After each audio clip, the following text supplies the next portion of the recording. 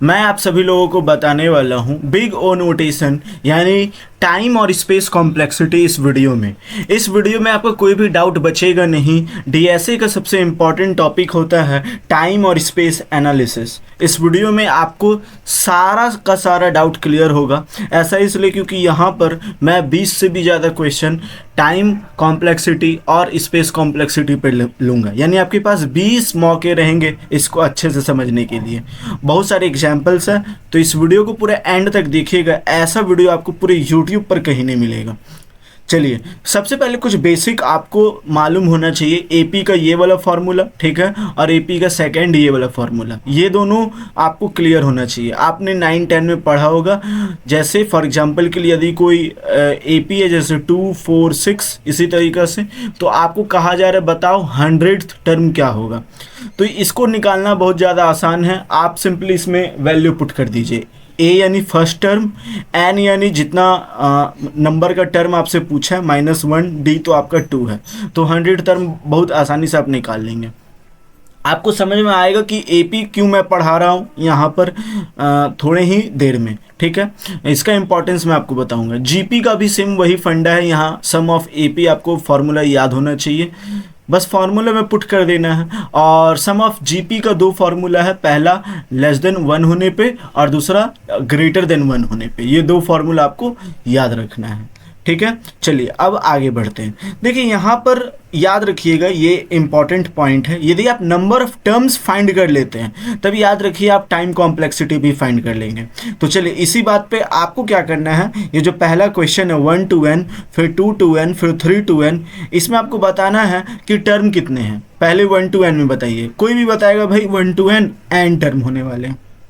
और ये 2 to n में भाई देखिए ये 1 से शुरू है और n तक गया है तब n टर्म है। ये 2 से यानी एक छोटा है, इसमें एक कम हुआ है तो n-1 टर्म है। और ये 3 to n यानी n-2 टर्म है, ठीक है। ये चीज़ आपको देखिए, अभी मैं कलर बदलूंगा, थोड़ा डार्क लिखूंगा। ये इतना इंपॉर्टेंट नहीं, आपको मालूम है कि ये कैसी चीज़ें हो रही है, इसलिए मैं इसको थोड़ा थोड़ा लिख रहा हूँ। आगे मैं कलर बदलूंगा, ठीक है। जैसे मैं बदल लेता हूँ अभी। देखिए सबसे पहले आपको अब दूसरा वाला में देखना है, ठीक है। ये वाला बताइए इसमें कितना टर्म है। ये जीपी के सवाल है। देखिए पहले तो 2, फिर 2 का पावर 2, फिर 2 का पावर 3, इसी तरीके से जा रहा है। आपको बताना है कि इसमें कितना टर्म है। तो मैं क्या करता हूँ, सिंपली लास्ट टर्म मान लेता हूँ कि 2 to the power n है। तो ए एन का फॉर्मूला क्या होता है, ए आर n-1, यही होता है जीपी का फॉर्मूला। ए एन है 2 to the power n, ठीक है। और ए का वैल्यू हमारा है 2, फर्स्ट टर्म 2, आर दोनों को डिवाइड देंगे तो निकलता है 2। एन का वैल्यू मान लेते हैं कैपिटल N -1। तो इसको सॉल्व करेंगे तो हम लोग का आएगा 2n बराबर ये कितना हो जाएगा, 2 हो जाएगा, 2 to the power n हो जाएगा, ठीक है। एक इससे माइनस हो जाएगा तो 2 कट गया, यानी कैपिटल N का वैल्यू आ गया स्मॉल n, यानी इतने ही टर्म है। यहाँ 1 पहले से है, एक टर्म पहले से है, तो इसमें n+1 टर्म है, ठीक है। तो इस तरीक़े से आपको दिमाग लगा के नंबर ऑफ टर्म्स बस निकालना है, ये बात याद रखिए। यदि आप इतना कर लेते हैं तो यकीन मानिए आप बहुत कुछ कर लेंगे, ठीक है। मतलब आपका क्लियर है सारा चीज़, ठीक है। चलिए तो इसको मैं सबको डिलीट कर देता हूँ जो भी मैंने लिखा, और नेक्स्ट स्लाइड में मैं पहुँचता हूँ। देखिए एपी जीपी में यदि आप टर्म निकालना समझ गए तब आप ध्यान से समझिए, आप टाइम कॉम्प्लेक्सिटी भी बहुत आसानी से निकालेंगे।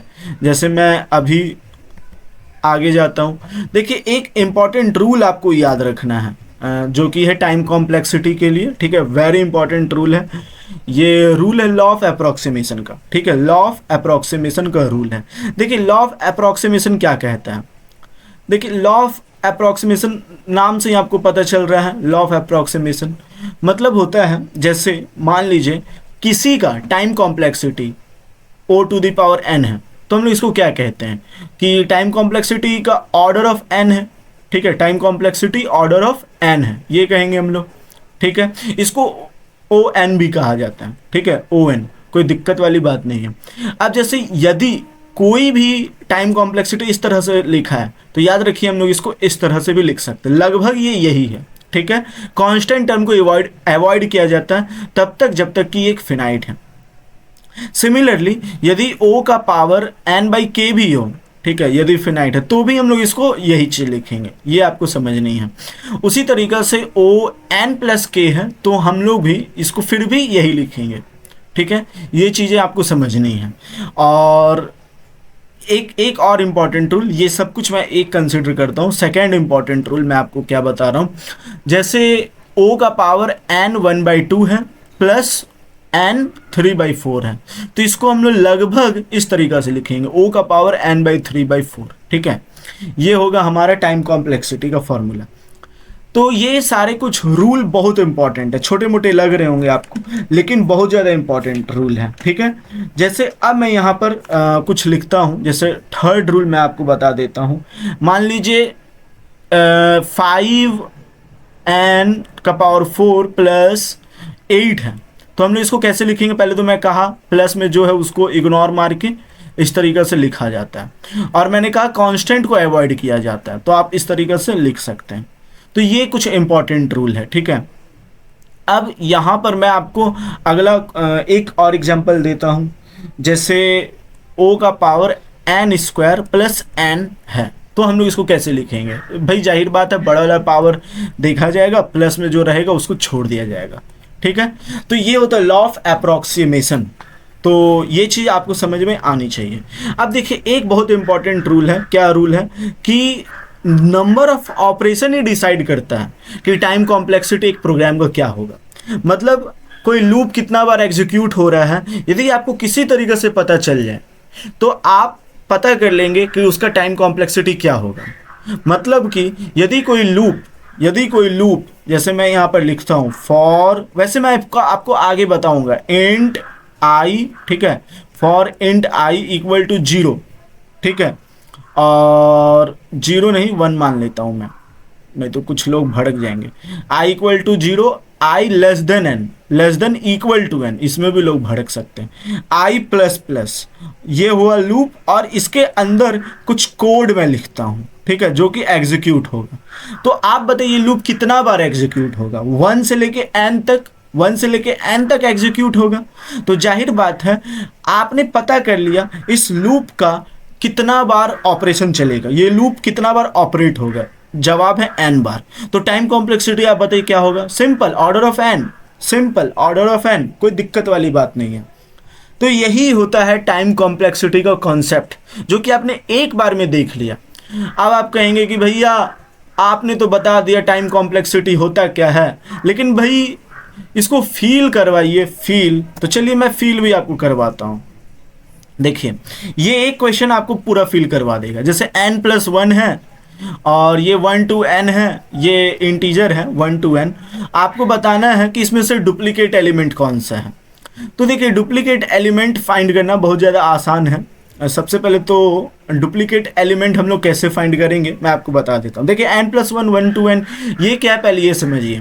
देखिए यदि कोई एरे है, जैसे मैं यहाँ एरे बना रहा हूँ 1 2 3 4, ठीक है, और इसमें 1 to n एलिमेंट है, 1 to n का मतलब समझिए। जैसे 1 to n मतलब 1 2 होगा, 1 2 3 होगा, या 1 2 3 4 होगा, या 1 2 3 4 5 होगा। ये तो आप समझते हैं, इसी तरीके से चलते जाएगा, यही होता है 1 to n।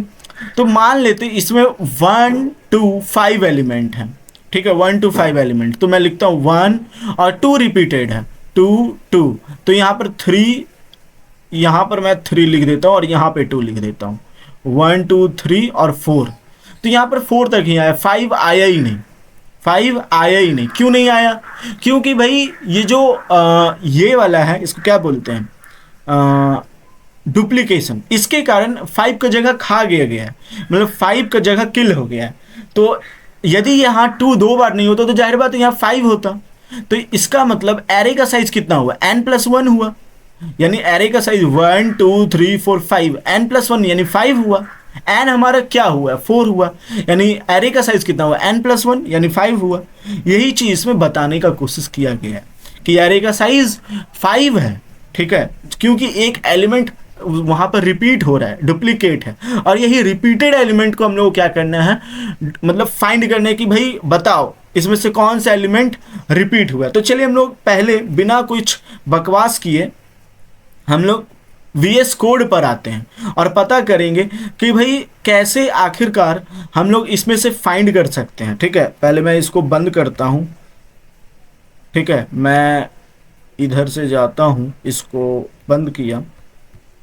ठीक है, बार बार इधर आ जा रहा लगता है मुझे। ठीक है, अब इतना दूर तक तो आपको समझ में आ ही गया होगा। ठीक है, मैं बाकी जो भी लिखा था बोर्ड से उसको डिस्कार्ड कर दिया। एक फोल्डर बनाता हूं, मैं लिखता हूं डुप्लीकेट। डुप्लीकेट के नाम से मैंने फोल्डर बना दिया। पहले तो अब मैं यहाँ बताऊंगा कि आपका क्या आइडियोलॉजी रहेगा डुप्लीकेट एलिमेंट को फाइंड करने का। तो यहाँ पर मैं शो मोर ऑप्शन गया, ओपन विथ कोड किया। ठीक है, तो यहाँ पर मैं एक फाइल बना लिया नॉर्मल सा, डुप्लीकेट बाय लूप्स। ठीक है, ये मैं बना दिया फाइल। इसको मैं बंद कर देता हूँ। Duplicate by loops dot C. ठीक है, ये हमारा फाइल बन गया। अब मैं आपको बताऊंगा कि डुप्लीकेट एलिमेंट हम लोग कैसे फाइंड करेंगे। इसको मैं थोड़ा बड़ा कर लेता हूँ। ठीक है, हाँ बड़ा हो गया। अब मैं यहाँ पर आपको प्रोग्राम लिख के दिखाता हूँ। तो पहले तो देखिए hashtag include studio dot H लगेगा। Hashtag include studio dot H. ठीक है, ये मैंने लिख दिया। अब यहाँ पर मैं लिख देता हूँ इंट मेन। ठीक है, इंट मेन। ठीक है, अब सबसे पहले हम लोग देखेंगे कि भाई एरे जो है वो उसमें कितना एलिमेंट रहेगा। ठीक है, हम लोग एलिमेंट में बांध देंगे। एरे में मैक्सिमम एलिमेंट मान लेते हैं। मैक्सिमम, ये मैक्सिमम मैं बोल रहा हूँ। यूज़र इससे अंदर डाल सकता है, इससे ज़्यादा नहीं डाल सकता, ऐसा मैं कह रहा हूँ। इंट एरे 20 साइज का। अब ये एन क्यों है बताता हूँ। Print F.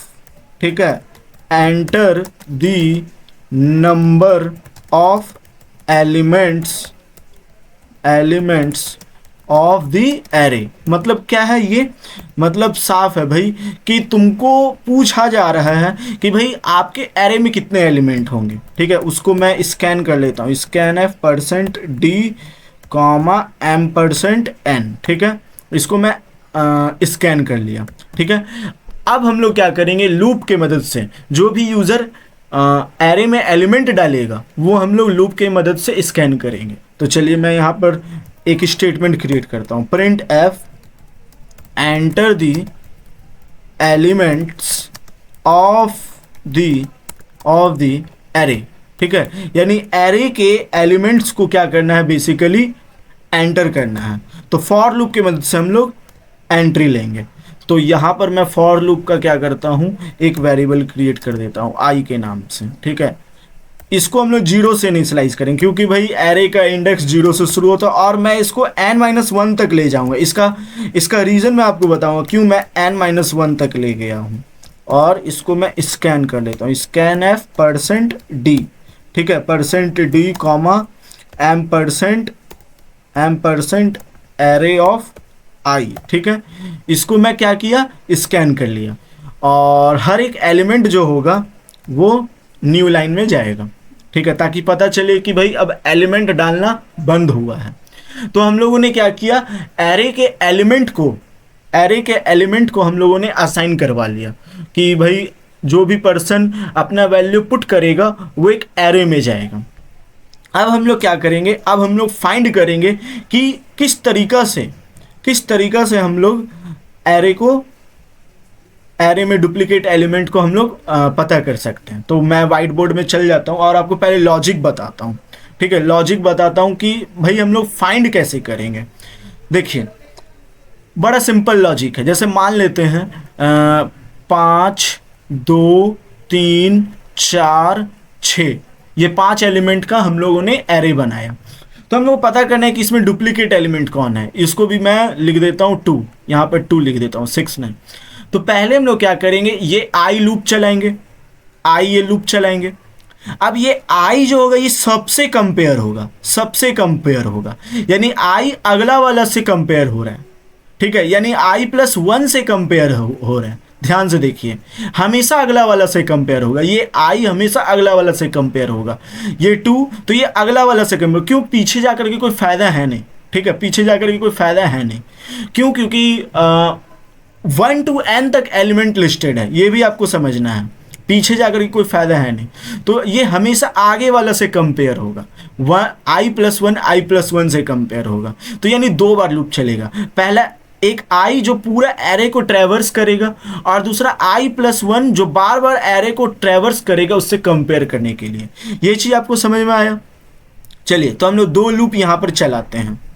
देखिए, पहले हम लोग क्या करेंगे, फॉर i इक्वल टू 0, पहला लूप तो यहीं तक चलेगा। फिर i लेस देन n-1, ठीक है, i++, ठीक है, पहला लूप चल गया। अब हम लोग दोबारा दूसरा लूप चलाएंगे। यहाँ पर भी हम लोग क्या करते हैं, j के नाम से वेरिएबल क्रिएट कर देते हैं, ठीक है। दूसरा लूप हमारा कहाँ से चलेगा, मैंने आपको बताया j equal to i+1, j less than n-1, j++, ये हो गया, 2 लूप चल गया। अब हम लोग को कंडीशन डालना है, इफ यदि एरे ऑफ i, ठीक है, इक्वल एरे ऑफ j, या फिर i+1, आप दोनों दे सकते, क्योंकि j का वैल्यू ही i+1 है। यदि दोनों मिल रहा है तब हम लोग को क्या करना है, print F %d is the duplicate element, ठीक है, मतलब इस तरीका से हम लोग लिख सकते हैं, डुप्लीकेट एलिमेंट है, और हम लोग एरे i को प्रिंट मार देंगे, ठीक है, एरे i को प्रिंट मार देंगे कि भैया वही डुप्लीकेट एलिमेंट है। चलिए अब हम लोग इसको रन करके देखते हैं, रन कोड। देखिए, enter the number of element, हम लोग 5 लेते, ज़्यादा नहीं। Enter the elements of the array 2 3 4, फिर 2, अब 5 दे देता हूँ। तो देखिए 2 इज द डुप्लीकेट एलिमेंट हम लोगों ने फाइंड कर लिया। अब ध्यान से समझिए यहाँ पर वर्किंग क्या हो रहा है, ये चीज़ें तो मैंने आपको बता दिया, ये चीज़ कैसे चल रहा है। देखिए, बहुत लोग ये चीज़ समझ में नहीं आया कि i n-1 तक क्यों चला, यहाँ भी सब जगह n-1 तक क्यों चला। एक चीज़ मैं आपको करके दिखाता हूँ। आप लोग सोचेंगे कि भाई तू i को n तक चला ना, i को n तक चला, तो ध्यान समझिए क्या होगा। i यदि n तक चलेगा, देखिए यहाँ पर मैं आपको लिख के बताऊँगा, ज़्यादा मतलब मैं आपको कंफ्यूज नहीं करना चाहता हूँ। i पहले 0 से, और आप कह रहे हैं i लेस देन n तक चलेगा। मान लीजिए कोई यूज़र इनपुट करता है 5, तो आप बताइए कितना एलिमेंट जाएगा भाई, लेस देन n, यानी ये 4 तक चलेगा, जाहिर बात है। क्यों? क्योंकि 5 ही n होता है, क्योंकि हम लोगों ने इसको असाइन कराया। तो लेस देन n यानी 4 तक चलेगा, 5 जाते जाते टर्मिनेट हो जाए, क्योंकि इक्वल टू हम लोगों ने थोड़ी ना लगाया है, तो ये 4 तक चलेगा। यानी 0 से 4 कितना एलिमेंट है, 5, ठीक है। आपने कहा भाई 5 एलिमेंट तो है, क्या दिक्कत है, 5 एलिमेंट यूज़र ने बोला कि मैंने 5 एलिमेंट डाला है और 5 वो भी लेगा, ऐसा नहीं है। ये 6 एलिमेंट आपसे इनपुट लेगा, 6 एलिमेंट। विश्वास नहीं हो रहा, आइए देखते हैं, आइए चेक करते हैं। यहाँ पर मैं क्या करता हूँ, कुछ नहीं, बस इसको n पर रहने देता हूँ, सबको n पर। जैसा कि आप कह रहे भैया n पर कीजिए, तो मैं n पर कर देता हूँ, ठीक है। n-1 मैं वापस कर दूंगा, कोई दिक्कत वाली बात नहीं। लेकिन ये क्या करेगा, आप देखिए, ये 6 एलिमेंट लेगा। जैसे मैं यहाँ पर 5 दिया, भाई इसको मैं कह रहा हूँ कि मैं 5 एलिमेंट दूंगा, ठीक है। इसको मैं कह रहा हूँ, इसको एक बार फिर से मैं रन करता हूँ, ठीक है। हाँ, एक बार फिर से रन करता हूँ, देख सकते हैं रन हुआ है। मैं इसको बता रहा हूँ कि भाई मैं 5 एलिमेंट डालूंगा, तो बोला हाँ ठीक है डाल, क्या दिक्कत है। तो मैं डालता हूँ 2 3 4, फिर 2, गिनी अभी कितना एलिमेंट है, 4 एलिमेंट ऑलरेडी मैंने एंटर कर दिया है, 5। देखिए 5 एलिमेंट हो चुका है, अब ये 6 भी ले रहा है। बताइए ये चीज़ गलत है, ये चीज़ गलत है। हालांकि हम लोगों को आउटपुट मिल रहा है कि भैया 2 ही डुप्लीकेट एलिमेंट है, ये हम लोग को मिल जा रहा है, लेकिन समस्या क्या हो रहा है, यूज़र ने कहा भाई हम 5 एलिमेंट डालेंगे और एरे ले रहा है कितना, एरे ले रहा है 6 एलिमेंट, तो ये मतलब थोड़ा प्रॉब्लम वाला बात है। तो हम लोग क्या करेंगे, n-1 कर देंगे, भाई तू n-1 तक चला तब ये 5 एलिमेंट लेगा, ठीक है। ये इसका एक सॉल्यूशन हो सकता है। तो ये चीज़ हम लोगों ने लूप के मदद से क्या किया, लूप के मदद से डुप्लीकेट एलिमेंट को फाइंड किया। भैया ठीक है, डुप्लीकेट एलिमेंट तूने फाइंड कर दिया, ठीक है, तो अब मतलब हम लोगों को बताना क्या है, हम लोगों को बताना ये है कि ये डुप्लीकेट एलिमेंट हम लोगों ने जब लूप के द्वारा फाइंड किया तो उसमें मतलब कितने ऑपरेशंस चले। तो इसको मैं वाइट बोर्ड में बताता हूँ, वाइट बोर्ड में, ठीक है। अभी हम लोग मल्टीपल जगह जाएंगे, जैसे मैं ज़्यादा नहीं, जैसे 1 2 3 फिर 2 फिर 4, यहाँ तक मैं जाता हूँ 5 एलिमेंट। तो यहाँ 2 है, मतलब ये क्या है, 2 रिपीटेशन है, 2 डुप्लीकेट एलिमेंट है। तो देखिए कोई भी एरे कैसे काम करता है लूप की मदद से। देखिए यहाँ पर क्या होगा, पहले 1 जो होगा ये सबसे कंपेयर होगा, 1 सबसे कंपेयर होगा, ठीक है। तो 1 कितना बार कंपेयर हो रहा है, आप बताइए 1 कितना बार कंपेयर हो रहा है, 1 2 3 4 बार कंपेयर हो रहा है, ठीक है। प्लस 2 कितना बार कंपेयर हो रहा है, 3 बार कंपेयर हो रहा है। फिर 3 कितना बार कंपेयर हो रहा है, 2 बार। फिर ये कितना बार कंपेयर हो रहा है, 1 बार, 1 बार कंपेयर हो रहा है, यानी 4 3 7 2 9 1 10। यानी यहाँ पर हम लोगों को टाइम कॉम्प्लेक्सिटी यानी नंबर ऑफ ऑपरेशन 10 आ रहा है, ठीक है, नंबर ऑफ ऑपरेशन या टाइम कॉम्प्लेक्सिटी 10 आ रहा है। मान लीजिए इस तरीके से मैं लिखते जा रहा हूँ 1 2 3 और n तक। अब बताइए कितना बार चलेगा, जाहिर बात है पहला एलिमेंट कितना तक चलेगा, n। देखिए जितना एलिमेंट है 2 2 4 5, 5 है तो 4 बार चल रहा है, यानी n है तो n-1 बार चलेगा। फिर ये n-2 बार चलेगा, फिर ये n-3 बार चलेगा, फिर ये ऐसे करते करते 1 तक जाएगा, जाहिर बात है 1 तक जाएगा। तो ये हमारा क्या हो रहा है, सम हो रहा है, जैसे 10 9 8, फिर इसी तरीके से 1 तक जा रहा है। तो 1 से लेकर 10 तक एलिमेंट हम लोग को सम चाहिए, यही चाहिए हम लोग को। तो इसका मतलब क्या हुआ, हम लोग को 1 से लेके n तक के एलिमेंट का सम चाहिए। तो इसका फॉर्मूला हम लोग जानते हैं n+1/2, ठीक है। यानी इतना नंबर ऑफ ऑपरेशन हम लोग को लगता है किसी भी लूप को, मतलब time complexity number of operation लगता है किसी भी लूप में डुप्लीकेट एलिमेंट को खोजने के लिए। गॉट इट, आपको पता चला क्या हो रहा है यहाँ पर। चलिए इसको थोड़ा और मैं अच्छा से बताता हूँ, यानी n²/2 plus n/2 is the number of operations in order to find the duplicate elements in an array, ठीक है। ये आपको समझ में आया।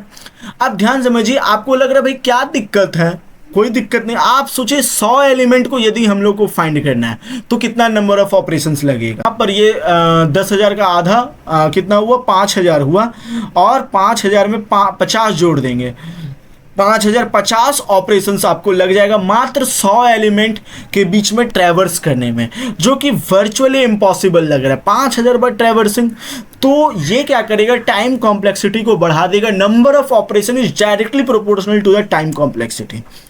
तो ये मेथड सही नहीं है। तो हम लोग क्या करेंगे, दूसरे मेथड की ओर जाएंगे। मैं दूसरा मेथड को आपको क्या करता हूँ, देखिए हर कुछ को कोड के माध्यम से बताना थोड़ा अभी के लिए इम्पॉसिबल होगा, क्योंकि हमारा मैटर ऑफ कंसर्न जो होने वाला है वो हमारा matter of concern time complexity है। अभी मैं आऊँगा, प्रेजेंटेशन में आऊँगा, पहले आपको कॉन्सेप्ट बताऊँगा, ठीक है।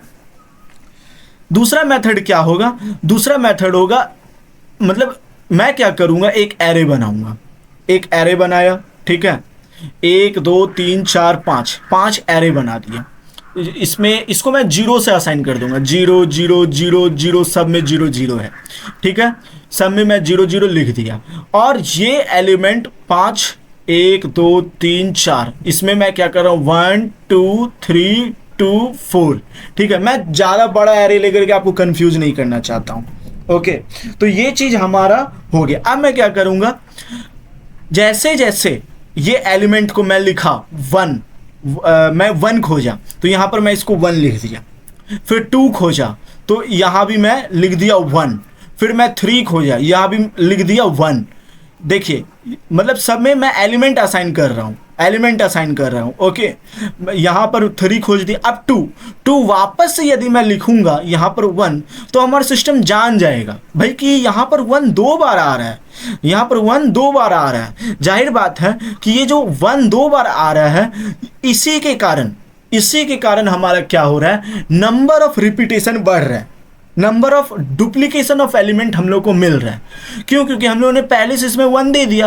अब जब दोबारा हम लोग 2 के लिए 1 दे रहे हैं इसको, तो हम लोग जान जाएंगे भैया कि दाल में कुछ गड़बड़ी है।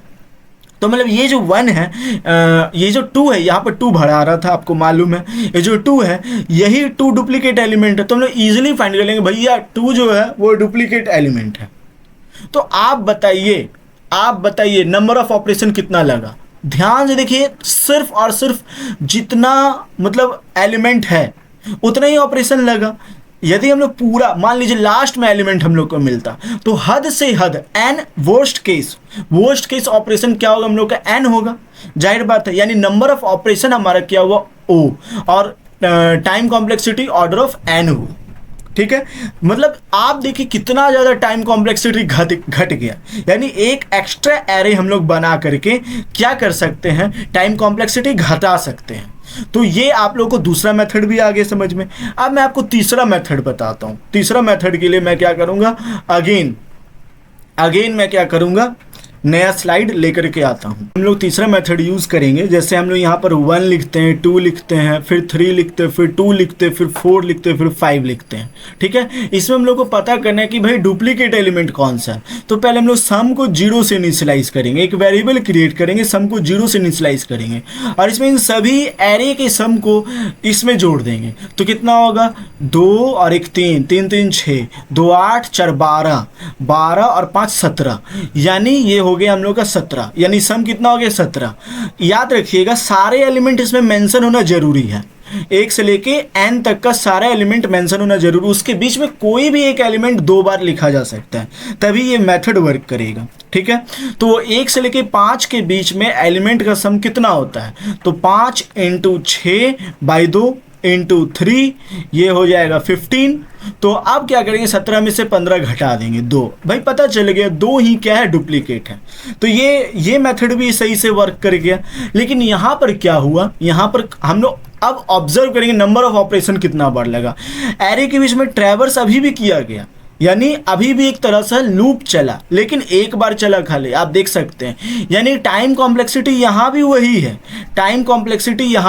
है, ठीक है।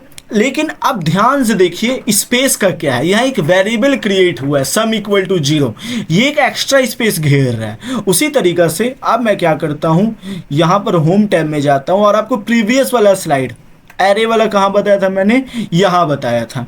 ये एरे वाला स्लाइड में आप देखिएगा एक एरे क्रिएट हुआ है, यहाँ पर एक एरे क्रिएट हुआ है। ठीक है, हालांकि टाइम के मामले में दोनों सही है, दोनों ही n नंबर ऑफ ऑपरेशन ले रहे हैं। लेकिन समस्या क्या है, यहाँ एक एरे क्रिएट हो रहा है,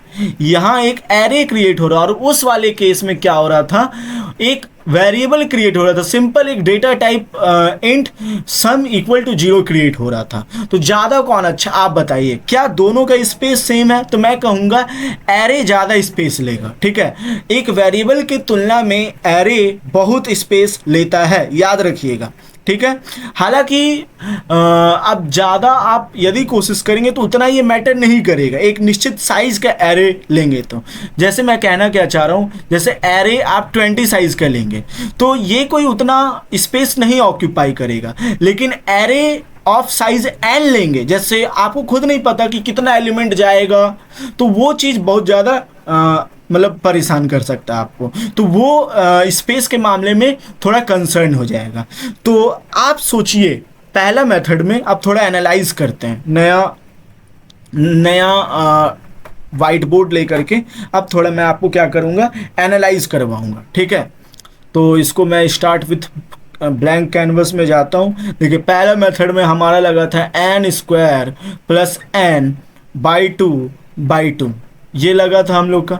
याद कीजिए स्पेस क्या लगा था, स्पेस कुछ लगा था? नहीं, स्पेस कुछ नहीं लगा था, सिर्फ हम लोग को टाइम कॉम्प्लेक्सिटी इसी ऑर्डर का पड़ रहा था। ठीक है, कि हम लोग कुछ एक्स्ट्रा क्रिएट करने की जरूरत नहीं था। देखिए जो पहले से था मैं उसको नहीं गिन रहा हूँ, जो एक्स्ट्रा क्रिएट हो रहा है। हालांकि स्पेस कॉम्प्लेक्सिटी यहीं पे मैं आपको बता देता हूँ, एक्स्ट्रा प्लस पहले से जो रहता है ऑलरेडी वो सब काउंट में लिया जाता है। लेकिन यहाँ मैं क्या कर रहा हूँ अभी, मतलब जो पहले से उसको मैं नहीं काउंट कर रहा हूँ, ठीक है, एक्स्ट्रा को काउंट कर, एक्स्ट्रा यहाँ पर क्रिएट नहीं किया गया है, ठीक है। दूसरा यहाँ पर मैं लिखता हूँ, दूसरा केस में यहाँ पर एन ऑपरेशन लगा, तीसरा केस में भी एन ऑपरेशन लगा। दूसरा केस में हम लोग एक एरे क्रिएट कर रहे थे, मान लेते हैं एन साइज के एरे क्रिएट कर रहे थे, और यहाँ हम लोग एक वेरिएबल क्रिएट कर रहे थे इंट सम इक्वल टू 0। तो आप बताइए कौन सा सही है? ये सही है, एन ऑपरेशन भी है, स्पेस भी कम है। ये थोड़ा गलत है क्योंकि स्पेस देखिए ज़्यादा ले रहा है, ये तो पूरा ही गलत है, टाइम कॉम्प्लेक्सिटी बहुत एक्स्ट्रा है। तो आप एक क्वेश्चन से पूरा समझ गए कि भैया टाइम कॉम्प्लेक्सिटी और स्पेस कॉम्प्लेक्सिटी कैसे काम करता है। चलिए अब क्वेश्चन पर आते हैं, ठीक है। अब ज्यादा नहीं, अब क्वेश्चन पर आते। तो पहले एक रूल याद रखिए, मैं सबसे पहले इसका पेन बदल लेता हूं। ये रहा हमारा पेन, मैंने चेंज कर लिया। अब हम लोग क्वेश्चन सॉल्व करेंगे। देखिए क्या है पहला रूल, देखिए यदि एक लूप के अंदर लूप रहा तो कॉम्प्लेक्सिटी क्या होता है, टाइम कॉम्प्लेक्सिटी, वो सारे लूप का एग्जीक्यूशन टाइम जो रहता है ऑर्डर, वो सब मल्टीप्लाई कर दो। जैसे पहला लूप एन टाइम, दूसरा लूप एम टाइम, तो इसका space complexity m into n होगा। ये बात याद रखिएगा, space complexity m into n होने वाला है। पहला रूल आपको क्लियर होना चाहिए। तो यदि इसके अंदर और लूप चलता, 3-4 नेस्टेड लूप चलते हैं, तो सिंपल भाई आप इनटू करते जाइए। ये आपको इंपॉर्टेंट रूल समझनी है, ठीक है। मैं इसको डिलीट करता हूं और आगे बढ़ता हूं, ठीक है। देखिए अब यहां पर दूसरा क्वेश्चन, आप बताइए, आपको जवाब देना है कि लूप जो है, ये जो लूप है, ये कितना बार, इसका टाइम कॉम्प्लेक्सिटी कितना है। भाई ये आप देख सकते हैं एन बार, ये एम बार, तो जाहिर बात है टाइम कॉम्प्लेक्सिटी होगा एम इंटू एन। अब भी सॉल्व मैंने आपको करके बताया है, कोई बहुत बड़ी बात नहीं है, ठीक है। तो अभी हम लोगों ने सॉल्व किया इसको। तो अब यहाँ पर एक इंपॉर्टेंट रूल क्या है, important rule, time complexity can only be calculated on same programming device, it is independent from the performance of device। ध्यान समझिए, टाइम कॉम्प्लेक्सिटी, अभी तक हम लोगों ने टाइम कॉम्प्लेक्सिटी के बारे में क्या जाना भाई, नंबर ऑफ ऑपरेशन तुम खोजो, नंबर ऑफ ऑपरेशन खोजो, ये नंबर ऑफ ऑपरेशन है, ठीक है। और वही नंबर ऑफ ऑपरेशन मान लीजिए एन है, तो टाइम कॉम्प्लेक्सिटी ये हो जाता है, यही है टाइम कॉम्प्लेक्सिटी। अब ध्यान समझिए, ये बिल्कुल भी नहीं है कि भाई मेरा i5 का मतलब प्रोसेसर है और तुम्हारा i3 का, तो जाहिर बात है मेरे में ज़्यादा टाइम लगेगा, मेरे में ज़्यादा टाइम लगेगा और तुम्हारे में कम टाइम लगेगा। ये बिल्कुल नहीं है, ठीक है। ऐसा बिल्कुल भी नहीं है कि कम टाइम कम इसमें लगेगा, जाहिर बात है, और ज़्यादा इसमें लगेगा, ठीक है। ऐसा बिल्कुल नहीं है कि सिस्टम आपका बहुत ज़्यादा है तो टाइम कॉम्प्लेक्सिटी इस बात पर डिपेंड करता है। टाइम कॉम्प्लेक्सिटी सारे डिवाइस पर काम करते हैं सेम तरीक़ा से, ठीक है। क्यों ऐसा मैं कह रहा हूँ, क्योंकि भाई सभी लोगों को एट द एंड वो लूप, वो number of operation he perform करने हैं, और इस तरीका से डिवाइस इंडिपेंडेंट बनाने के लिए ही हम लोग नंबर ऑफ ऑपरेशन पर ही टाइम कॉम्प्लेक्सिटी डिपेंड करवा दी है। आप लॉजिक समझने की कोशिश कीजिए, कितना इंपॉर्टेंट चीज़ मैं आपको बता दिया हूँ। ये बहुत ज़्यादा डीप बात मैंने आपको बताई है। क्या मैंने बताई आपको, ध्यान समझिए। देखिए सिस्टम पर डिपेंड ना करे कोई भी टाइम कॉम्प्लेक्सिटी, इसीलिए हम लोगों ने मतलब इवेंचुअली एट द एंड हम लोगों ने नंबर ऑफ ऑपरेशन पर डिपेंड करा दिया कि भाई इतना ऑपरेशन तो तुमको परफॉर्म करना ही होगा। जितना ज़्यादा ऑपरेशन भाई टाइम कॉम्प्लेक्सिटी उतना ज़्यादा कॉम्प्लेक्स होगा, ठीक है। ये आपको समझ में आई, कोई दिक्कत? चलिए अब हम लोग आगे बढ़ते हैं। दूसरा ये क्या कहते हैं, मतलब I statement takes constant time complexity O1, ठीक है। ये बात याद रखिएगा, अभी हम लोग आएंगे इस पर। जैसे कि एग्जांपल भी दिया हुआ है, पहला स्टेटमेंट परफॉर्म हुआ तो टाइम कॉम्प्लेक्सिटी O1, दूसरा लूप परफॉर्म हुआ टाइम कॉम्प्लेक्सिटी ON, और इसी के अंदर एक और लूप जा रहा है, इसी के अंदर एक और लूप जा रहा है n टाइम्स, तो वो हुआ ON², ठीक है। एन लूप अंदर लूप के अंदर लूप, ठीक है, run through another loop n times, तो ये n² हुआ। तो टोटल टाइम कॉम्प्लेक्सिटी कितना हुआ, जाहिर बात है O1 plus ON plus ON², ठीक है, ON स्क्वायर। ये हुआ हम लोग का टाइम कॉम्प्लेक्सिटी। आया समझ में, कोई दिक्कत? तो ये इंपॉर्टेंट रूल था जो आपको मुझे बताना था। दूसरा रूल क्या है? If a loop doesn't execute something which is independent from the variable of the loop then it goes infinite times. ये बहुत इंपॉर्टेंट रूल है, ठीक है, बहुत इंपॉर्टेंट रूल है ये वाला। ये क्या कहता है? ये क्या कहता है, ध्यान समझिए। देखिए, ये कहता है कि यदि जैसे यहां पर I इक्वल टू 1 और I less than n equal to और I प्लस प्लस करके जा रहा है और ये लूप चले जा रहा है I माइनस माइनस, इसको एक बार ड्राई रन करते हैं, ठीक है। थोड़ा मैं कलर बदल लेता हूँ, ये गया, मैं कलर चेंज कर लिया। देखिए, ड्राई रन करते हैं। देखिए, ध्यान समझिए, इस लूप में मैं आपको बताना क्या चाह रहा हूँ। जैसे int I equal to 1, I less than n I plus plus जा रहा है और लूप के अंदर में एग्जीक्यूट होने वाला I माइनस माइनस। मान लीजिए एक user n equal to 3 put करता है, तो लूप कैसे चलेगा? जाहिर बात है, लूप सबसे पहले I इक्वल टू 1 से चलेगा, I इक्वल टू 1 से चलेगा। तो फिर उसके बाद अगला बार में ये I प्लस प्लस होगा, ठीक है। तो लूप एग्जीक्यूट हुआ, 0 हो गया, लूप एग्जीक्यूट हुआ, 0 हो गया, ठीक है। यानी अब I का वैल्यू क्या हो गया है? 0। I का वैल्यू अब क्या हो गया? 0। अब इसको वापस से बढ़ाया जाएगा, I इक्वल 1 हो जाएगा, दोबारा I इक्वल टू 1 हो जाएगा। अब वापस से लूप रन होगा तो 0 हो जाएगा।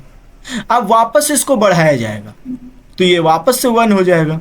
फिर I इक्वल टू अब 1 है, ठीक है, अब I इक्वल टू 1 है, ठीक है। तो अब ये वापस से 0 होकर के 1 हो जाएगा, ठीक है। अब I इक्वल टू 1 है तो वापस से ये 0 हो जाएगा। क्यों? क्योंकि लूप का तो एग्जीक्यूशन माइनस माइनस था। तो आप देख सकते हैं चलते जा रहा है, चलते जा रहा है। तो इस केस में क्या होगा? ये इनफिनाइट टाइम्स हमारा लूप चलेगा, ठीक है, इनफिनाइट टाइम्स हम लोग का लूप चलेगा। और ये इनफिनाइट टाइम्स लूप चलने के कारण ही हम लोग को एक एरर मिलता है जिसको हम लोग कहते हैं टाइम लिमिट एक्सीडेड एरर, ठीक है, TLE, time limit exceeded error. यह बहुत पॉपुलर एरर है जो बहुत ज़्यादा लोग करते हैं, ये चीज़ आप समझिए, ठीक है। इनफिनाइट लूप एरर क्या होता है? चलिए, तो अब हम लोग बिना समय बर्बाद किए आगे बढ़ते हैं, ठीक है। तो अब यहाँ से क्वेश्चन शुरू होगा, calculate time complexity for iterating in a loop, ठीक है। एक लूप में आपको बताना है कि ये टाइम कॉम्प्लेक्सिटी कितना होगा। भाई टाइम कॉम्प्लेक्सिटी तुमसे पूछ रहा है बहुत ज़्यादा, ये तो इजी क्वेश्चन आ गया। मैंने आपको शुरू में ही बता दिया कि भाई एक लूप जितना बार चलेगा उतना इसका टाइम कॉम्प्लेक्सिटी होगा। तो 0 से n बार चला यानी टाइम कॉम्प्लेक्सिटी इतना होगा, कोई दिक्कत नहीं। ये शुरू से मैं आपको चीख के बोल रहा हूँ, ठीक है। तो ये हो गया हमारा। अब चलिए, तो अब इस वाले क्वेश्चन में हम लोग नज़र दौड़ाते हैं और पता करते हैं कि भाई इसका टाइम कॉम्प्लेक्सिटी कितना होगा। देखिए, यहाँ पर ध्यान से समझिए, यहाँ 2 एरे क्रिएट किए गए हैं, एक A और एक B के नाम से। और यहाँ पर हम लोग को क्या करना है, ये 2 लूप चलाने हैं। पहला लूप जो होगा वो 0 से n तक चलेगा और दूसरा लूप 0 से m तक चलेगा।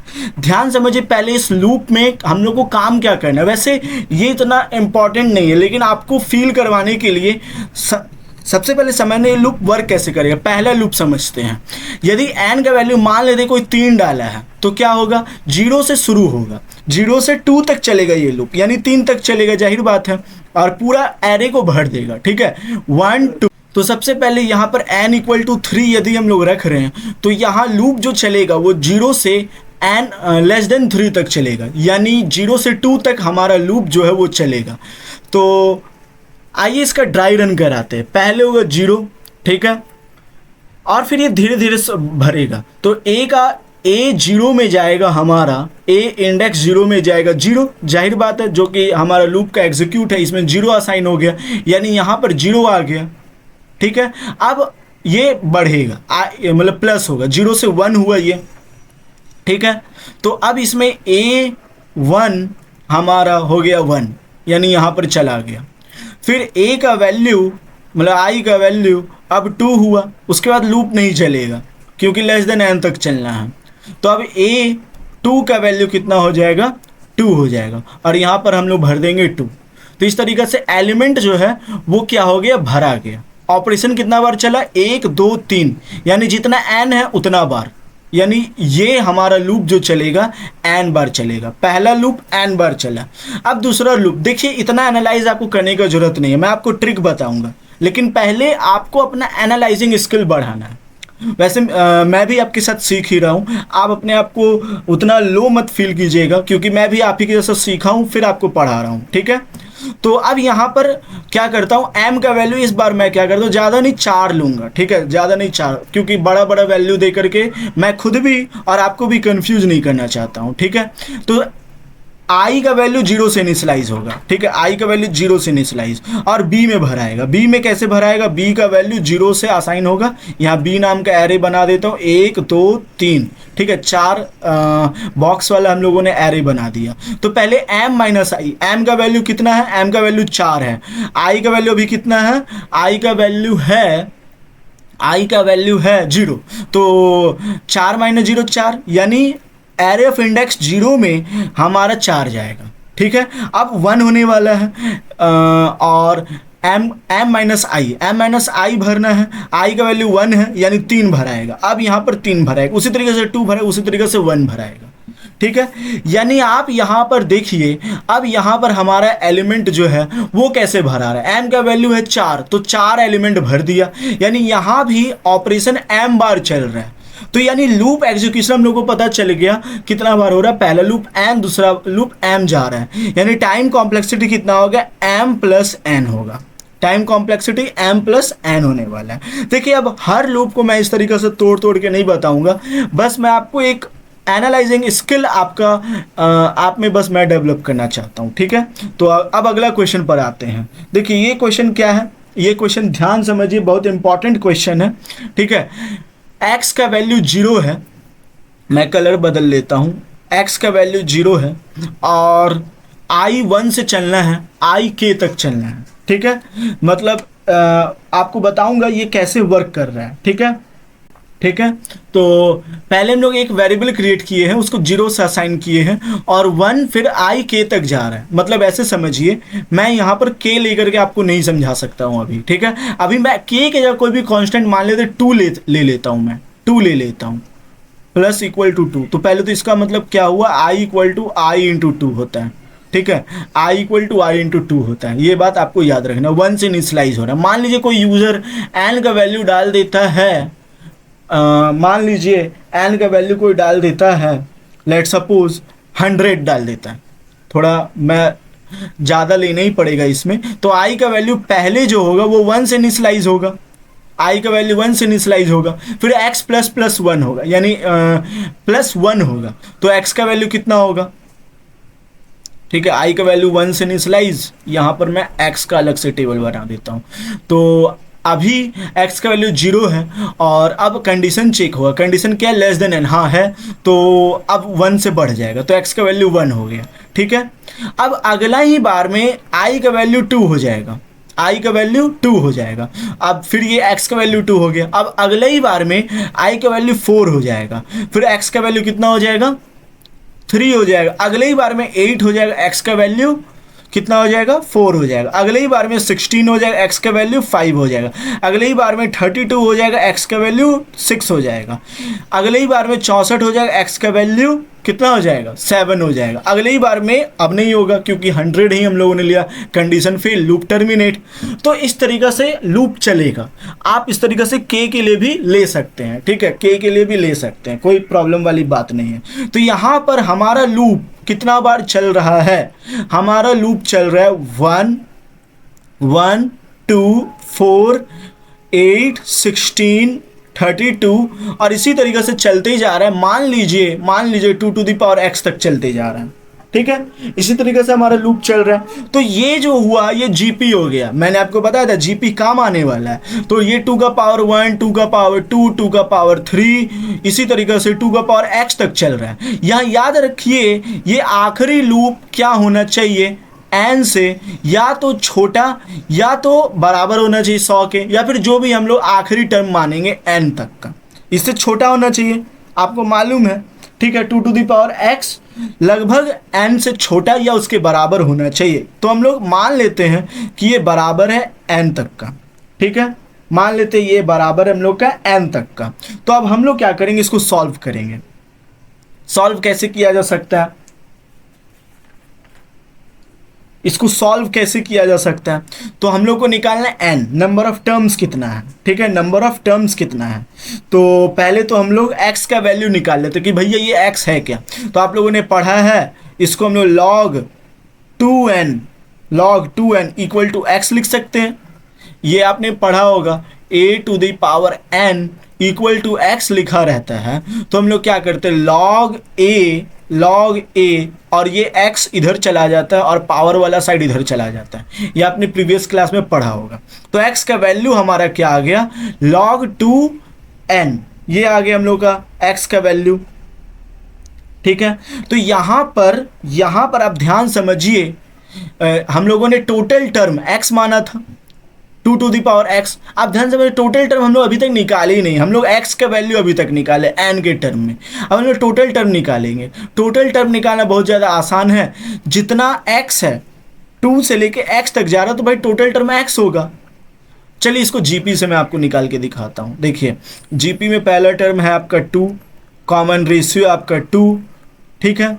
तो हम लोग को निकालना है an इक्वल टू a का वैल्यू है 2, r का वैल्यू है 2, n हम लोग को निकालना है -1, 2 टू दी पावर x, ये हो जाएगा 2 टू दी पावर n, ये हो गया x बराबर n, ठीक है, x बराबर n। यानी टोटल नंबर ऑफ टर्म कितना x, और +1 यहाँ पर है, पहले से +1 यहाँ पर है, तो x +1 total number of term है। तो टोटल नंबर ऑफ ऑपरेशन है ये सब, याद रखिए सब ऑपरेशन हो रहे हैं, ये सब ऑपरेशन परफॉर्म हो रहे हैं। अब मैं यहाँ पर लिखता हूँ थोड़ा, ठीक है, जगह का कमी है मुझे मालूम है, लेकिन आप लोग मैनेज कर लेंगे, फोकस करना है, बस फोकस करेंगे हो जाएगा। तो यानी x +1 total number of operation है, यानी log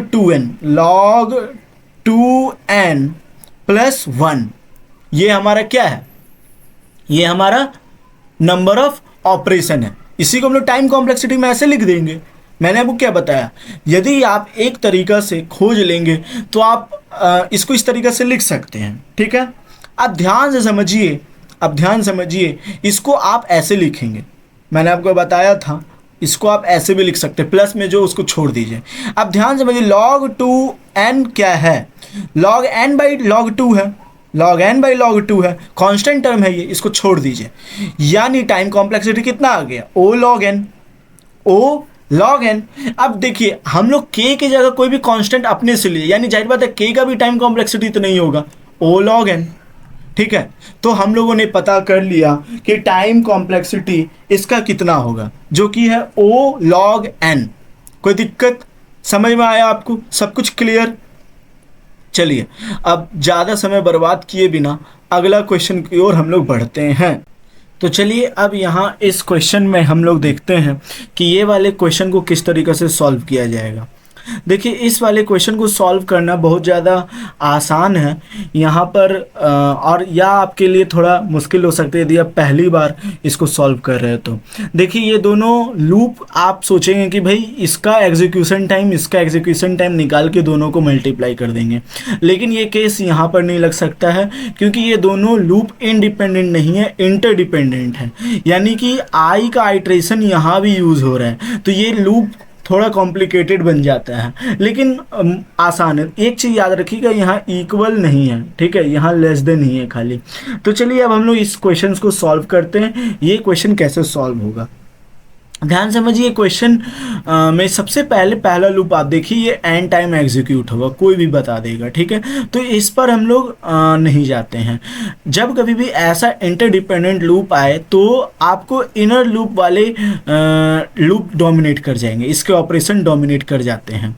तो यहाँ पर आप देख सकते हैं हम लोगों को इनर लूप वाले एग्जीक्यूशन पर जाना होगा। तो आइए हम लोग एक बार आई का टेबल बना लेते हैं और एक बार जे का टेबल बना लेते हैं। ध्यान से देखिए, यदि आई का वैल्यू 0 है तो जे कहाँ से एग्जीक्यूट होगा, जे 1 से एग्जीक्यूट होगा, 1 2 3 और इसी तरीक़ा से m-1 तक जाएगा।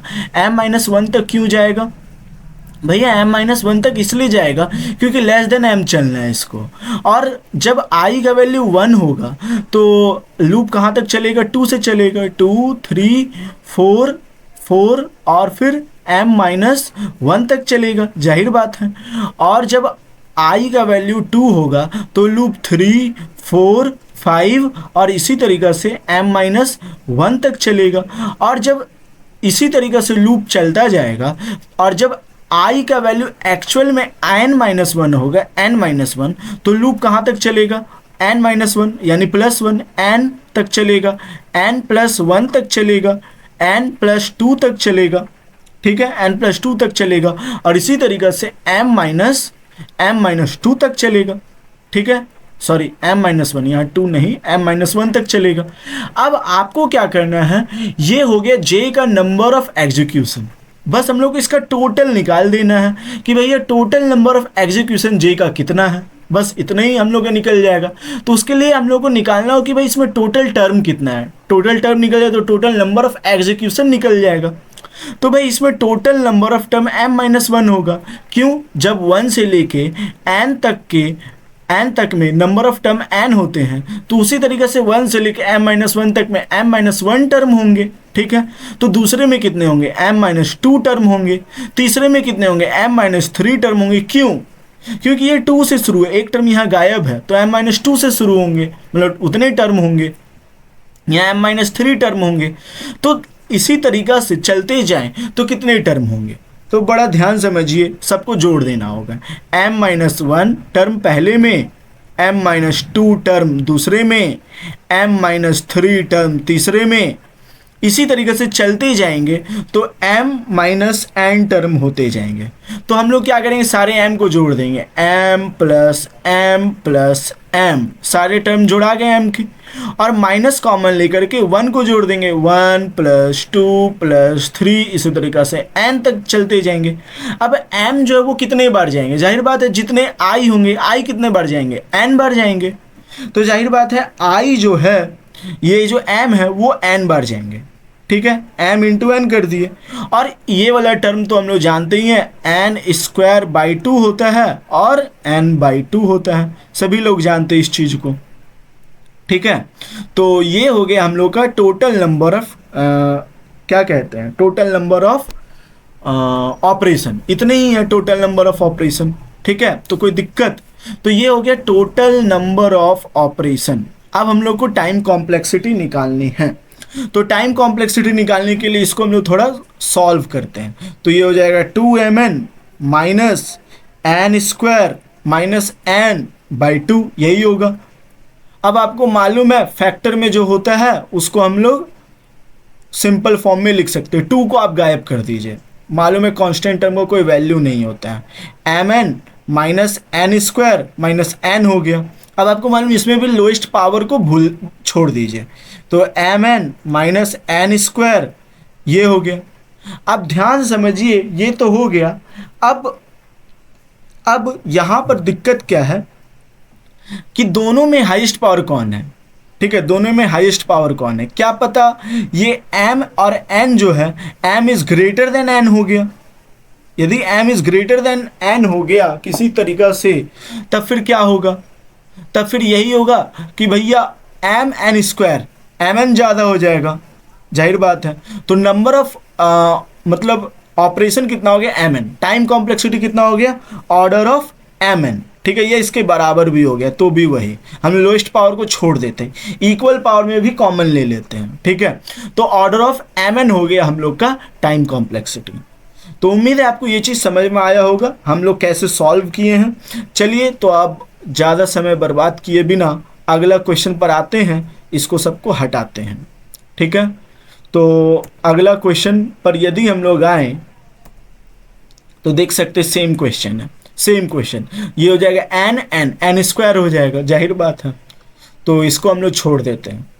तो अब यहाँ पर ये चीज़ आपको समझना है कि कांस्टेंट का टाइम सबसे कम और फ्रैक्शन का टाइम सबसे ज़्यादा होता है, ठीक है, ये चीज़ आपको समझना है।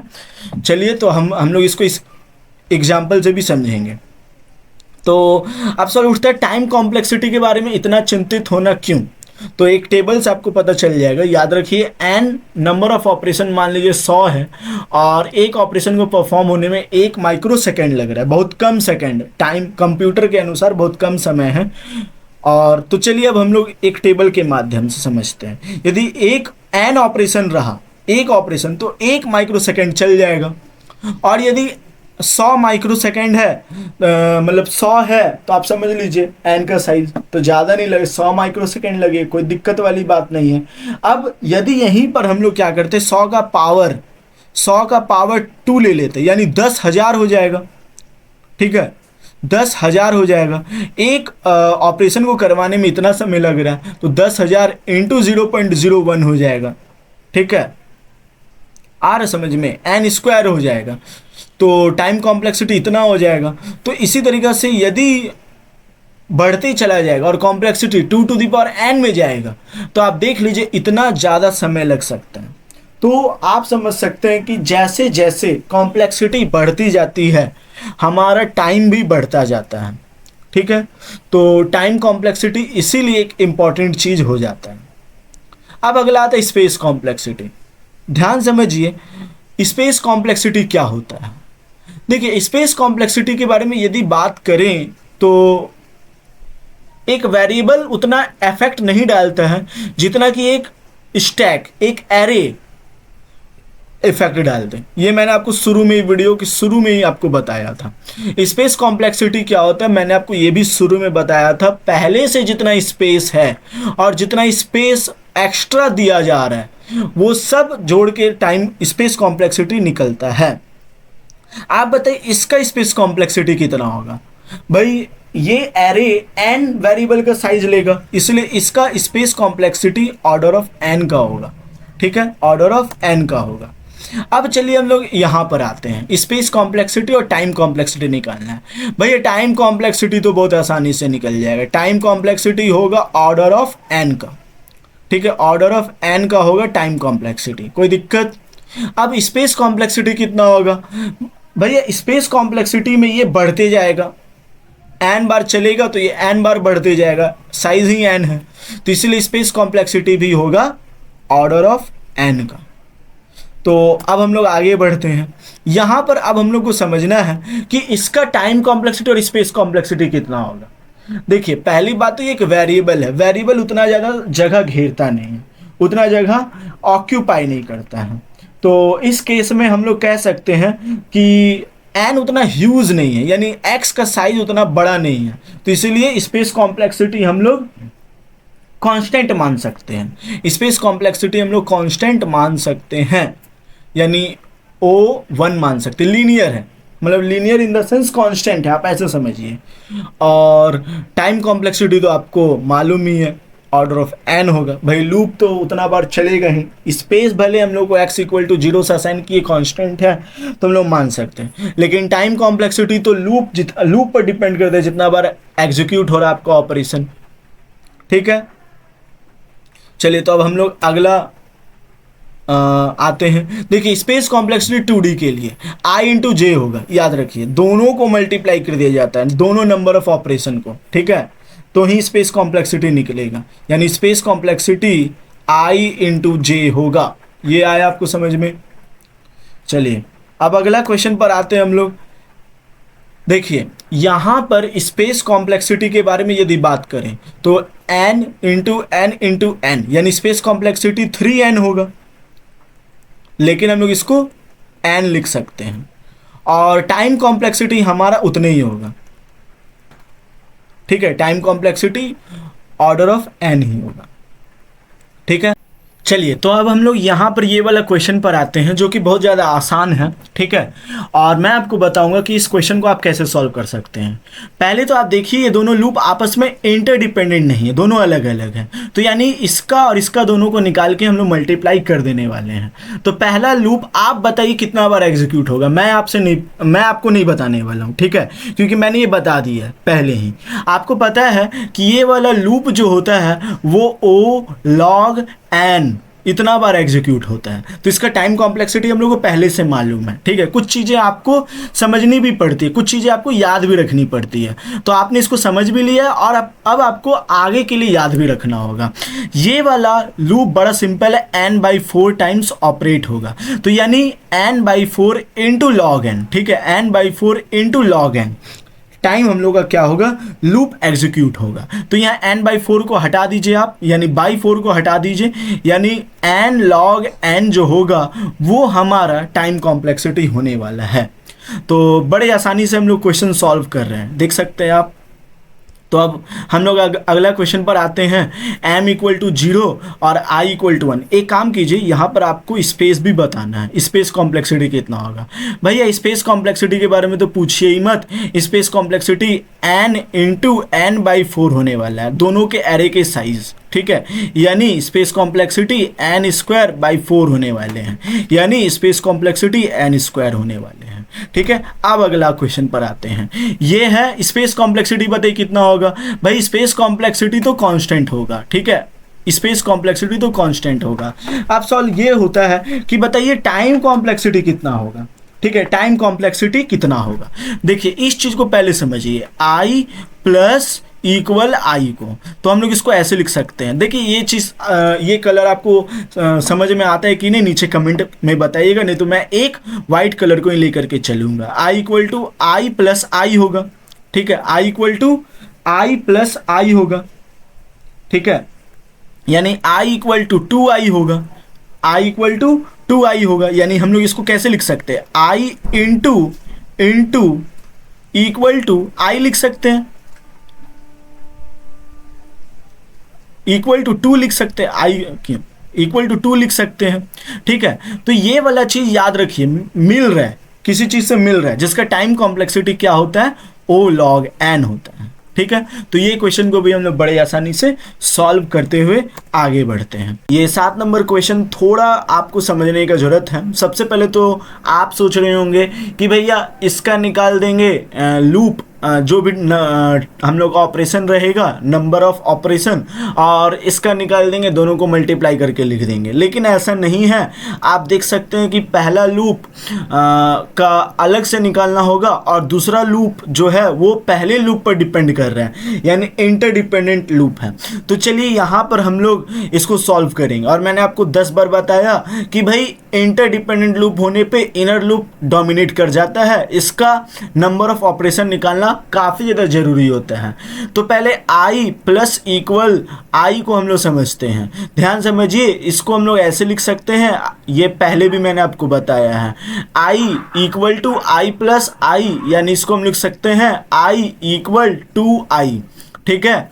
तो हम लोग इसको इस तरीके से भी लिख सकते हैं, i इंटू इक्वल 2, इस तरीके से भी हम लोग लिख सकते हैं। और ये वाला लूप हम लोग जानते हैं, इसका टाइम कॉम्प्लेक्सिटी होता है O log n, अभी थोड़ा देर पहले ही हम लोगों ने निकाला है O log n। ये तो हो गया हम लोग का आउटर लूप वाला कहानी। अब लेकिन प्रॉब्लम क्या है, प्रॉब्लम है इनर लूप, जो डिपेंड करेगा इनर लूप पे डिपेंड करेगा।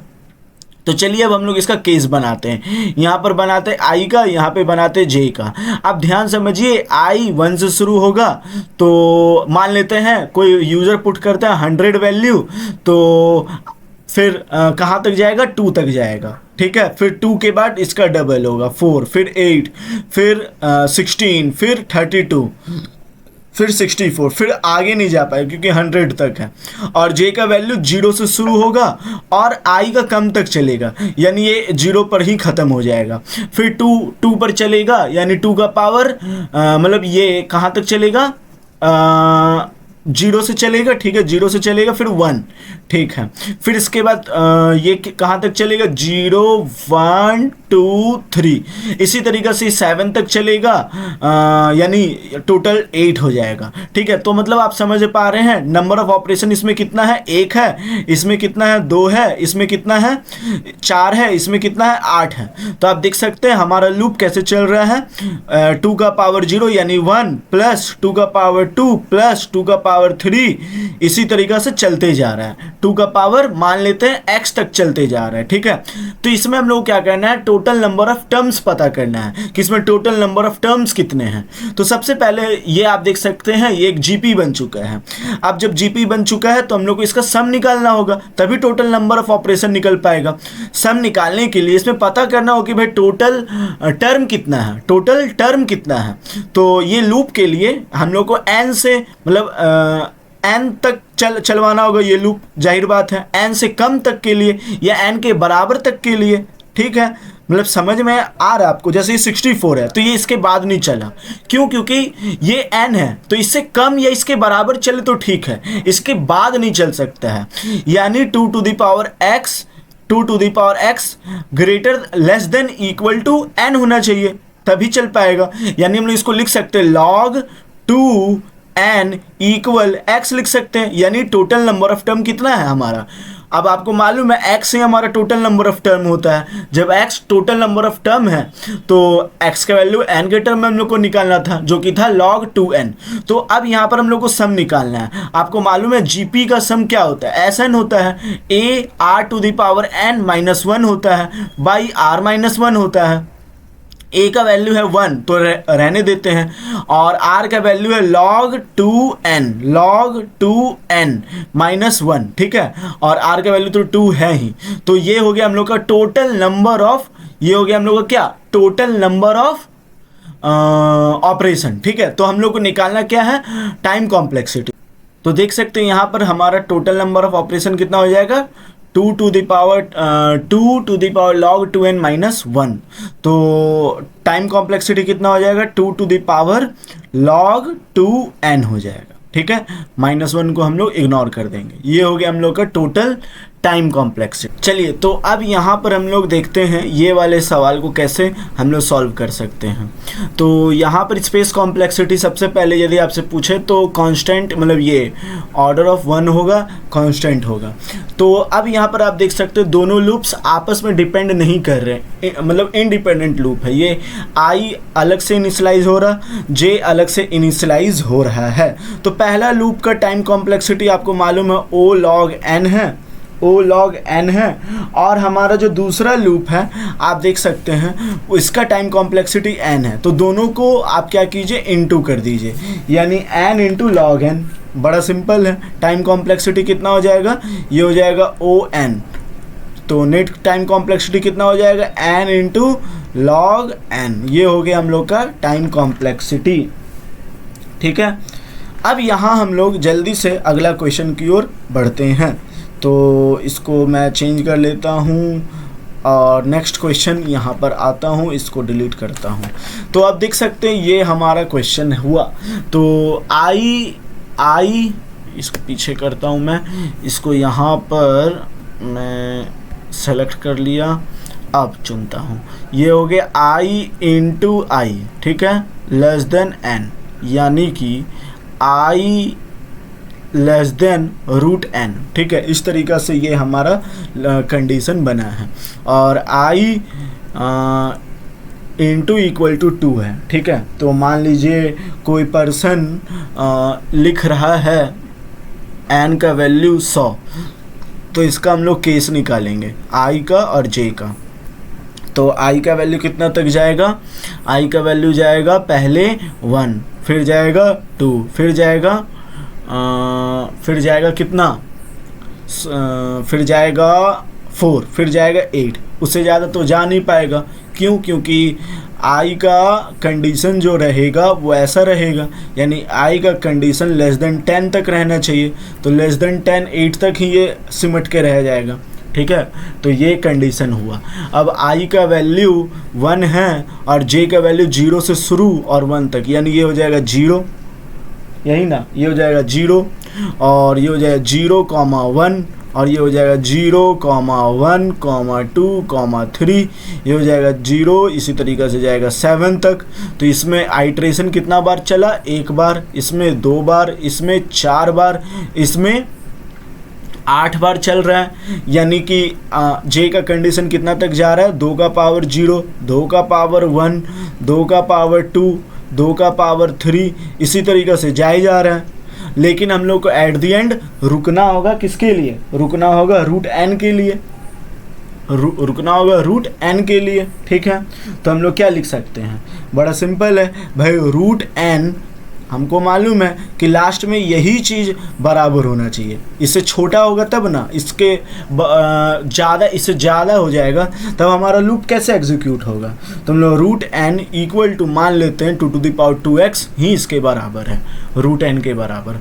तो इसका क्या हो जाएगा, log 2 root n, equal to x, x का वैल्यू इतना हो जाएगा, ठीक है। तो हम लोग इसको क्या लिख सकते हैं, 1/2 log 2 और n इक्वल टू एक्स लिख सकते हैं, ऐसा होगा।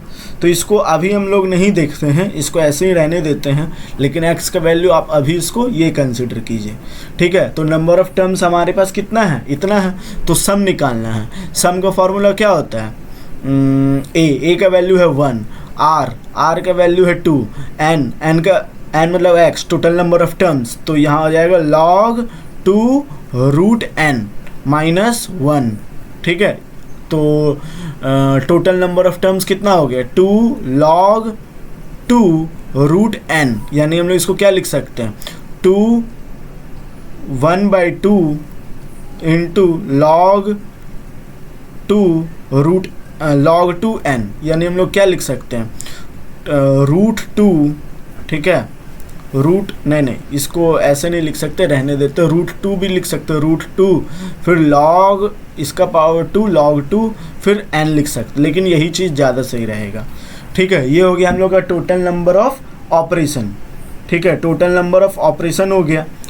और अब यहाँ पर आप ध्यान समझ सकते हैं, ये 2 log 2 ये पूरा कांस्टेंट आप इसको समझ सकते हैं, जो कि n के साथ में लगा हुआ है। तो सीधा हम लोग इसको ऐसे भी लिख सकते हो, रूट n को रहने दीजिए, रूट n को रहने दीजिए, ठीक है। तो इस चीज़ को हम लोग ऐसे भी लिख सकते हैं, o रूट n, ऐसे भी लिख सकते हैं, कोई प्रॉब्लम वाली बात नहीं है। यही चीज़ आप पीछे भी कर सकते थे, जो मैंने थोड़ा करके छोड़ दिया, ठीक है। तो उम्मीद है आपको ये चीज़ समझ में आया होगा। चलिए अब अगला हम लोग क्वेश्चन पर आते हैं। तो टाइम कॉम्प्लेक्सिटी का इससे अच्छा क्वेश्चन आपको और कहीं नहीं मिलेगा, बहुत मतलब 10वां नंबर क्वेश्चन पर आते हैं। देखिए 10वां नंबर क्वेश्चन भी सेम है, बड़ा मतलब इजीली आप बना सकते हैं ये वाला क्वेश्चन।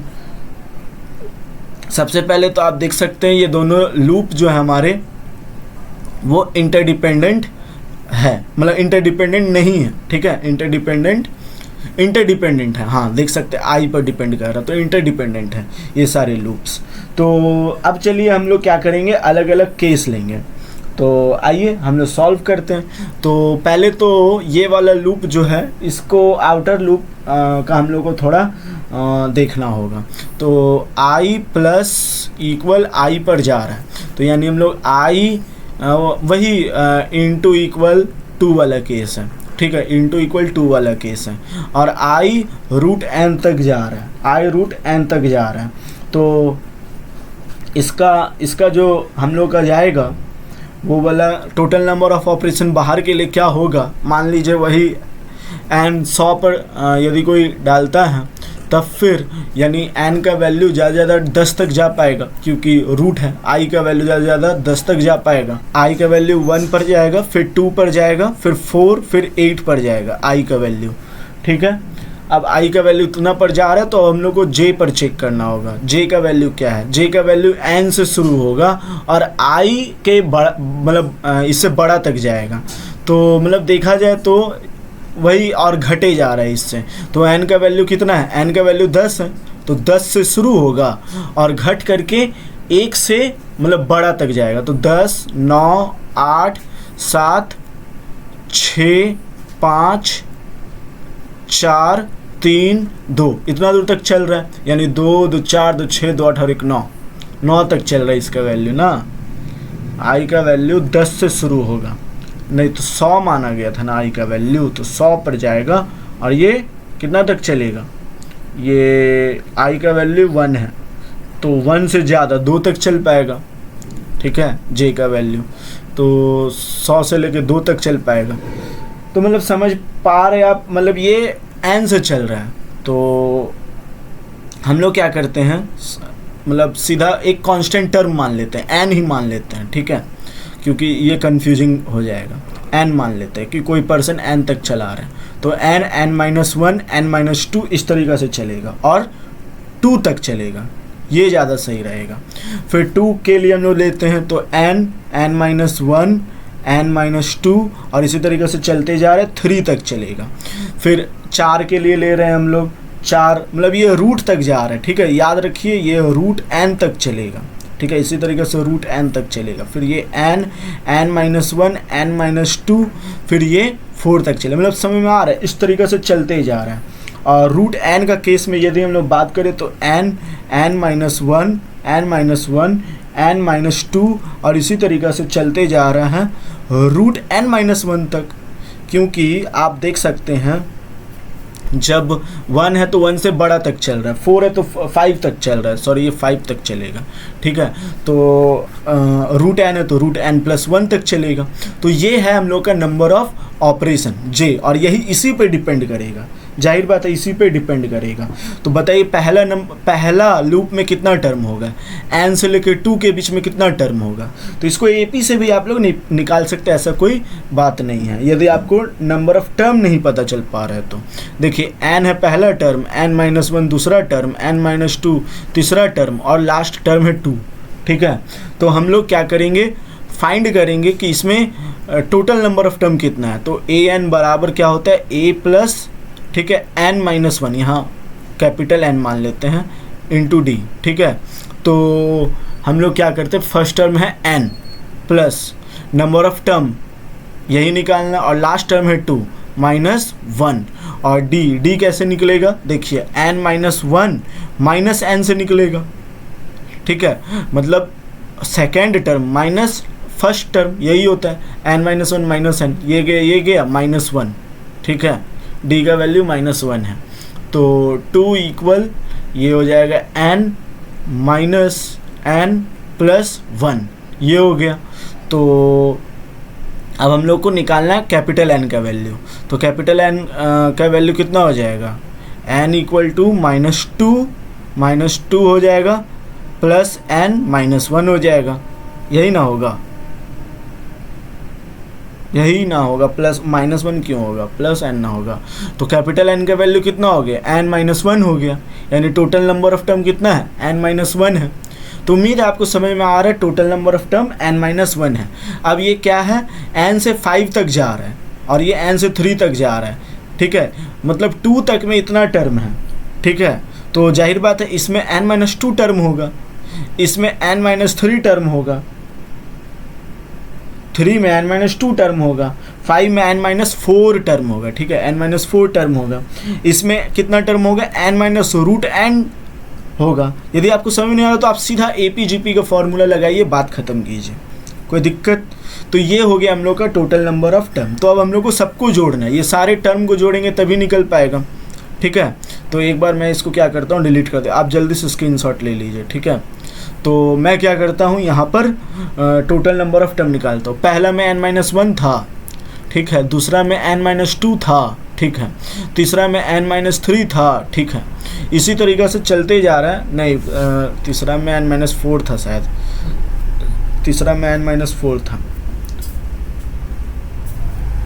इसी तरीक़े से जाए जा रहा है, n-√n जा रहा है, यानी इतना टर्म है n-√n तक। तो अब क्या करना है, सारे n को जोड़ना है, n प्लस n, इसी तरीक़े से ये सारे n जुड़े जा रहे हैं। अब क्या करना है, ये सारे टर्म को हम लोग को ऐड कर लेना है, 1 मतलब ये प्लस को माइनस के जगह कॉमन लेना है, 1 + 2 + 4, और इसी तरीक़े से √n तक ये सारे टर्म ऐड हो रहे हैं। तो n + n कितना बार, √n बार। तो इसका आंसर क्या आएगा, n√n आएगा इसका आंसर, क्योंकि ये n√n बार जा रहा है, माइनस अब ये GP है, GP का आप लोग जानते हैं क्या होता है, ये 2 का पावर 0 भी आप ले सकते हैं। तो सबसे पहले तो इसमें टोटल नंबर ऑफ टर्म हम लोग को फाइंड करना है कि इसमें टोटल नंबर ऑफ टर्म कितना है। तो total number of term find करना तो उतना ज़्यादा मुश्किल है नहीं, तो चलिए टोटल नंबर ऑफ टर्म भी हम लोग फाइंड कर लेंगे, ठीक है। टोटल नंबर ऑफ, सबसे पहले चलिए हम लोग total number of term he find करते हैं। तो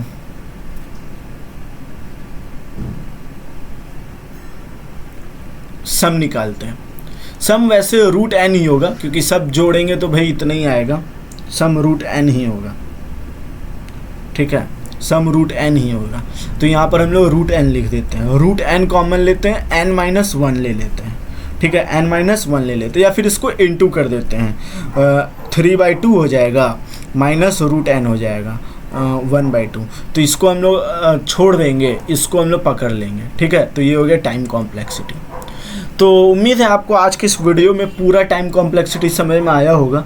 आज के इस वीडियो को देख लेने के बाद लगता नहीं कि किसी के भी मन में बिल्कुल भी डाउट होना चाहिए। तो धन्यवाद। हमारे चैनल को सब्सक्राइब कीजिएगा, आपके चैनल मतलब आपके इसी चैनल पर बहुत कुछ आने वाला है। तो तब तक के लिए धन्यवाद आप सभी का। चैनल को सब्सक्राइब जरूर कीजिएगा। Thanks for watching this video.